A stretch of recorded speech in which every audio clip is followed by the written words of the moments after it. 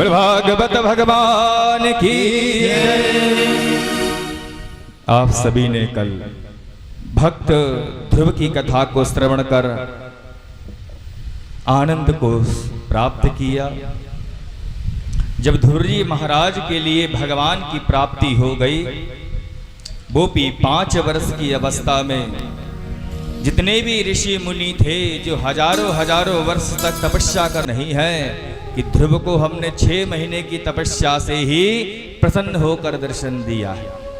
ऋषि मुनि जितने थे सब कहने लगे, प्रभु हम मान ही नहीं सकते, क्योंकि हमने खुद श्रवण किया है कि आपने ध्रुव को तो मात्र 5-6 महीने की तपस्या से ही प्रसन्न होकर उनको आपने दिव्य दर्शन दे दिए। हम में ऐसा कौन सा भेद है जो आपने हमें दर्शन नहीं दिए।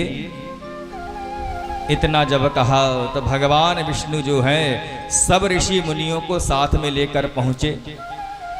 एक स्थान दिखाया जहां पर हड्डियों के ढेर थे, पहाड़ थे। ऋषि मुनियों से कहा, देखो ये पहाड़ दिखाई दे रहा है ना।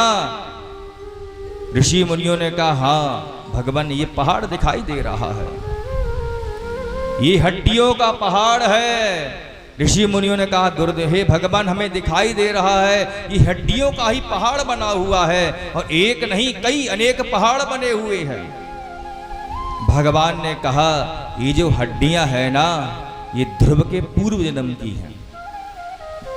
जन्म जन्मांतर कल्प कल्पांतर के जब पुण्य इकट्ठे हुए तब कहीं जाकर मात्र 6 महीने की तपस्या शेष बची थी, तब कहीं जाकर मैंने ध्रुव के लिए दर्शन दिए। ये मत समझना कि ध्रुव ने मात्र 5 महीने 6 महीने तपस्या करी। 6 महीने तपस्या तो करी वो भी इस जन्म में, लेकिन ऋषि मुनियों इसने पूर्व जन्म में न जाने कितने जन्मों से मेरा ही भक्त है, अनन्य भक्ति कर रहा है, तब कहीं जाकर मैं प्राप्त हुआ। ध्रुव को तो मैं पूर्व जन्म में ही प्राप्त हो जाता, मात्र 6 महीने की भक्ति बची थी और मुझे प्राप्त करने के लिए घनघोर तपस्या कर रहा था ये ध्रुव जो है। लेकिन मैं रास्ते में आ भी गया था दर्शन देने के लिए, लेकिन जब इसने अपनी आंखों से देखा एक राजा की पालकी जा रही है तो मन में इच्छा जागृत करी कि मैं भी राजसी सुख का ग्रहण करूं।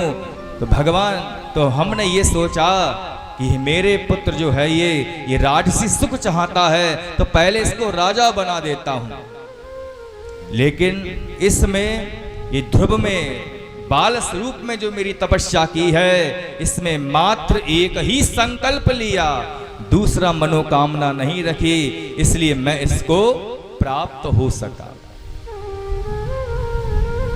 इतना जब कहा तो ऋषि मुनियों को पता चल गया कि भगवान की भक्ति जो है अनंत है।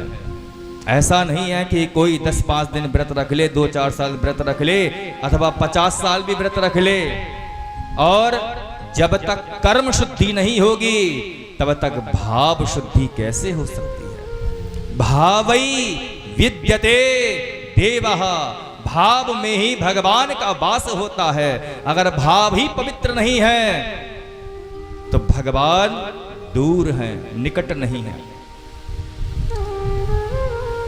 अब भाव की लोग कहते हैं ना, भगवान हम पर कृपा करते हैं, हमारे पास आते हम पर चंडी खेलती हैं।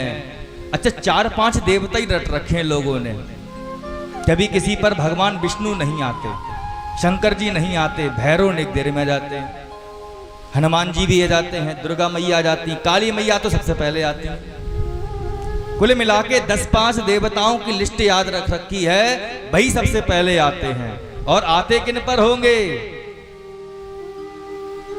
जो दिन भर झूठ बोल रहे होंगे, मन पवित्र नहीं और भगवान उनके ऊपर सवार रहते हैं। ऐसा नहीं है बंधुओं। भागीरथी ने गंगा प्रकट नहीं करी थी, भागीरथी का इतना पुण्य नहीं था कि गंगा को लेकर आ पाते। भागीरथी से पहले 3 वंश से तपस्या चल रही थी, वो तपस्या पूर्ण हुई, कुछ तपस्या शेष बची थी जो भागीरथी ने करी, तब गंगा मैया प्रकट हुई। एक जीवन में इतना सामर्थ्य नहीं है कि छोटी सी उम्र में भगवान को प्रकट करा जा सके। जन्म जन्मांतर के, कल्प कल्पांतर के जब पुण्य इकट्ठे होते हैं, तब जीवन में सत्यता आती है। जब मन निर्मल होता है तब परमात्मा आने का मन बनाते हैं। और निर्मल मन कैसे होगा? निर्मल मन की एक ही पहचान है, निर्मल मन जन सो मोहि पावा।